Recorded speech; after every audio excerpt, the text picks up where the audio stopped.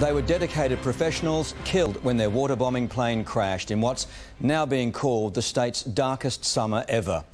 They were Flight Engineer Rick De Morgan, First Officer Paul Hudson and Captain Ian Macbeth, honoured with a moment of silence by their international firefighting family. A highly experienced crew from the United States who gave up time with their loved ones to protect ours. You can hear the strength of the wind. The smell of burning jet fuel is overpowering, but it's what you see that breaks your heart. The tail of a once majestic C-130 Hercules jutting from the charred landscape, smoke billowing from the fuselage, ironically igniting a fire at Peak View in southern New South Wales. Flight off, message read, click your captain, message read. Flight crashed, huh? Highly experienced, specifically trained, dedicated professionals. Canadian company Coulson Aviation paid tribute to its 3 men on board, all former military. Florida flight engineer Rick De Morgan, 43, from his sister today. To most, the sky was the limit. To them, it was home, rest in the arms of angels. First Officer Paul Hudson from Arizona, 42, a decorated former Marine of 20 years' experience and married. And Captain Ian Macbeth from Montana, 44. He's flown C-130s his entire career. His wife and children celebrated Christmas without him and now always will, because he was here helping us. If we could just have a minute's silence.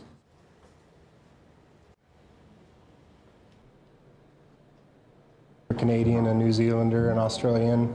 It hits hard when we lose one of our own. Grieving family will fly in from the US this weekend. The service of their family members is not, it won't be forgotten. And flying into Melbourne this morning, more American firefighters learning only on arrival what had happened.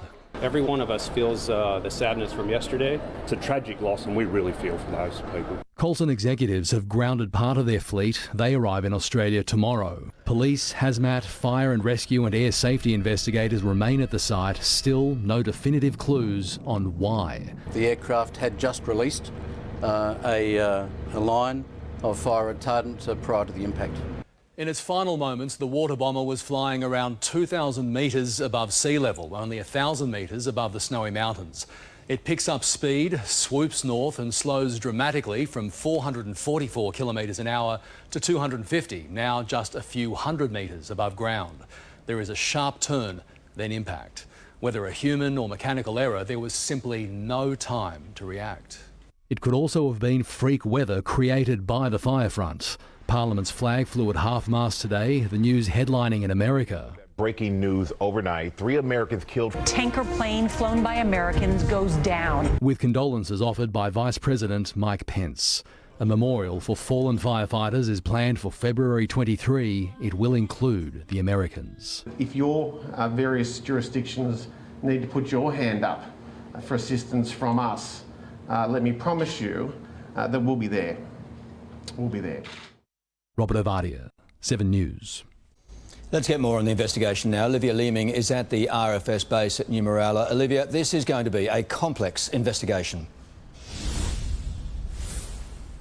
Well, Chris, they're dealing with a complicated site on what is still an active fire ground. Investigators here are mapping the flight path and the accident zone from the air before they interview several firefighters who witnessed this crash. Complicating matters further, debris stretches for 1 kilometre.